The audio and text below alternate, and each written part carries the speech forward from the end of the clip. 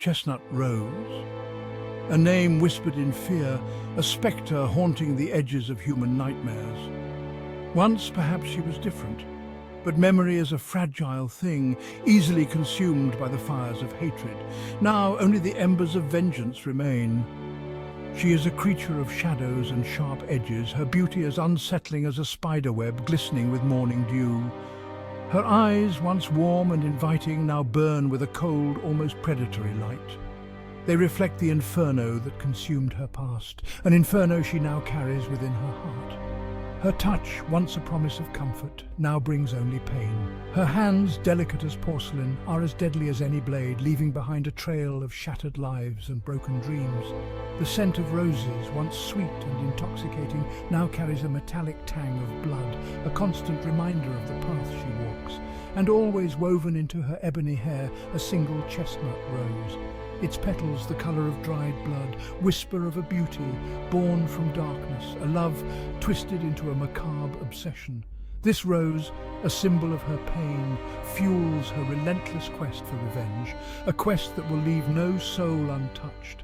The world had been a kinder place once, or so she told herself in the quiet moments before the nightmares returned, before the flames that devoured her life, leaving behind only ashes and the bitter taste of vengeance. The details were irrelevant, lost to the inferno that consumed her past. All that remained was the pain, a raw, open wound in her soul. It was this pain that fueled her transformation, twisting her love, her compassion, into a weapon of retribution. No longer content with mourning, she embraced the darkness that whispered promises of power. She became a phantom, a whirlwind of fury and despair, her every action a testament to the depths of her suffering. The world would know her pain, would share in the ashes of her loss. The humans, those fragile, flawed creatures, had taken everything from her. Now she would take everything from them, their fear, their despair, their very lives. All would be fuel for the fire that burned within her, a fire that could only be quenched with their annihilation. They disgusted her, these humans. Their flaws, their imperfections, stood out like festering wounds against the pristine canvas of her hatred. Their vanity, their greed, their petty cruelties, all were an affront to the memory of what she had lost. She saw in their imperfections a twisted reflection of her own shattered soul. The darkness she nurtured within herself found an echo in their hearts, a confirmation of her belief that humanity was inherently flawed, deserving of her wrath. Their beauty, when it did exist, only fueled her rage. It was a fleeting, superficial thing, easily marred by time and circumstance. Unlike the timeless beauty of her rose, their existence was ephemeral, a brief flicker of light in the vast darkness of her despair. And so she sought to extinguish that light, to expose the ugliness she believed resided beneath the surface. She became a hunter, stalking her prey with a detached curiosity, savouring their terror, their pleas for mercy, as a connoisseur savours a rare and bitter wine. But vengeance, like a drug, offered only fleeting solace. The more lives she claimed, the emptier she felt. The fire that consumed her threatened to consume her entirely, leaving behind only a hollow shell, a husk driven by an insatiable hunger.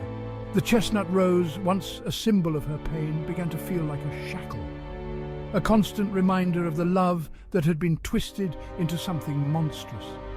Its thorns dug deeper, drawing blood, a constant echo of the pain she inflicted on others.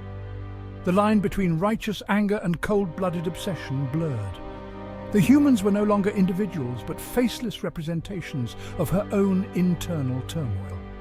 Their deaths, once a symphony of pain and suffering, became repetitive, hollow victories in a war she no longer understood. Was she any different from the monsters she hunted?